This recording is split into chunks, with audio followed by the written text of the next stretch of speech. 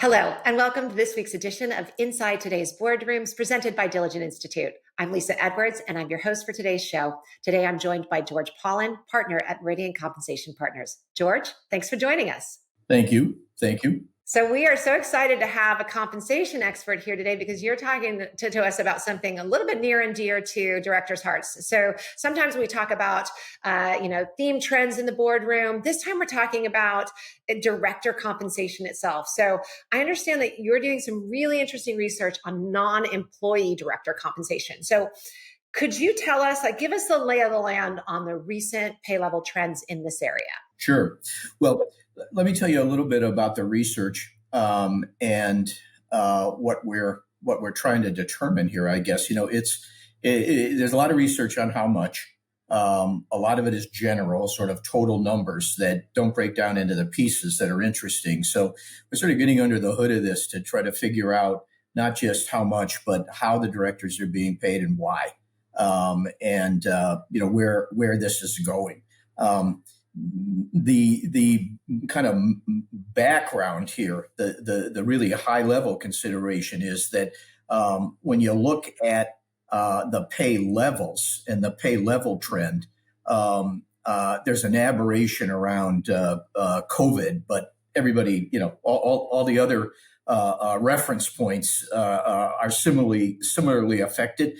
I guess in summary here, director compensation is going up and continues to go up by, roughly, 3%, maybe 3+%, a little bit per year at the median, which is less than, and this is probably a 5-year or longer trend, less than executives, less than, high-level professional advisory services, less than inflation, and really doesn't recognize additional time that I think the directors themselves and everybody sort of looking at what they do are putting in, related to board service.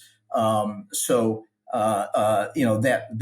lag is interesting, in terms of the pay levels, and that's really what sort of is behind this interest. Yeah, so that's sort of interesting because, as you say, some would say that the role of a board director has gotten much more complex, much more serious. A lot of things been added to the plate around climate and ESG and cybersecurity and lots of other things. So, how do you explain that pay level gap? I guess before we get to the gap in pay levels and then the ability to explain it, I think it's important to get into the structure of director comp and how that's changed and where it stands, right now. But I think the big points about the pay levels are overall total board compensation is growing at about 3% a year. That's low on a relative basis, compared to all those reference points that we talked about. There's also narrower variability in the high and low. So the 25th percentile companies are increasing more to attract and retain, high quality, diverse boards. And the ones that are at the 75th percentile higher have been sort of flat. So within peer groups and between peer groups, less of a differentiation than there was historically.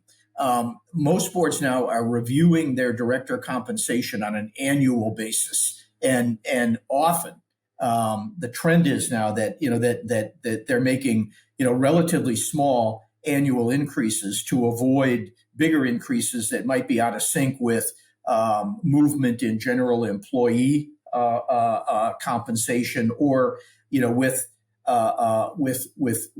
company performance. So that's kind of the overview of the pay levels. On the pay structure, there's some interesting things. Majority voting has affected the administration of board pay. So almost everyone, and I'm talking here, most of our clients, my primary frame of reference is fairly large public companies. Most of them have gone to a sort of administrative year, where the compensation year for non-employee directors is the shareholder meeting to the shareholder meeting, because in majority voting, the directors are elected, a year at a time for a year. Not a new trend, but it's kind of settled in now. Meeting fees, getting paid per meeting, that practice has almost disappeared. It's a very small minority of companies now that have any board meeting fees or committee meeting fees. A few have put in provisions for, if you have an above normal number of meetings, they'll pay for, board meetings above 10 per year, or if you go to more than 8 committee meetings or 10 or 12, or, something that they've defined as a normal number. There are more non-critical meetings continuing to be virtual, like you and I are talking here, post-COVID, which I think is interesting. And I think it makes the process, for non-critical meetings, more efficient, because there's, always more to do than there is time. Equity in the equity cash mix is fairly stable. It's somewhere 45% cash, 40% cash, 45 or 55 or 60% equity. So there's a slight bias toward equity. That's not anything new. Within that equity piece, it's almost all full value shares now. Options are about as rare as per meeting fees.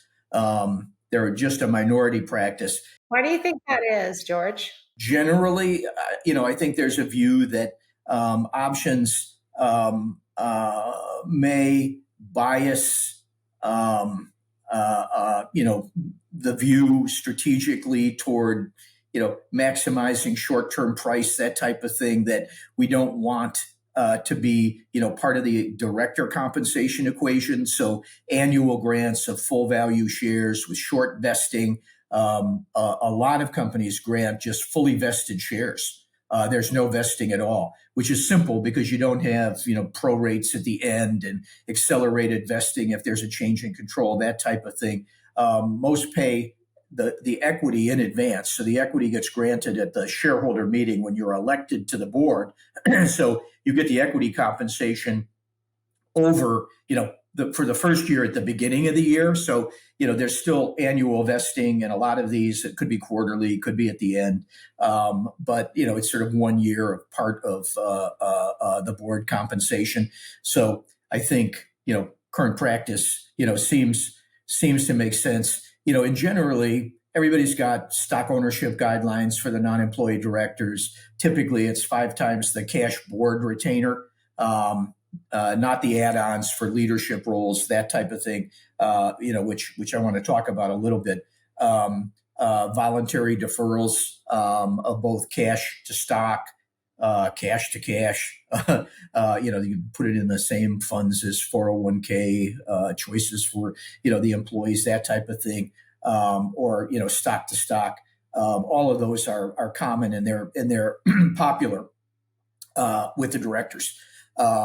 Because of just sort of tax planning and the potential effectiveness of deferring the taxes and having a carry on pre-tax shares if you're deferring stock. And then about the only perk that we see for directors are the sort of charitable gift matching. And where companies have that for employees and executives, they all often, pass it on. So there's a board cash retainer, a board equity retainer. Everybody gets that. It's the same amount. And then there's additional compensation. Usually it's cash. Usually it's in the form of an additional retainer for leadership roles.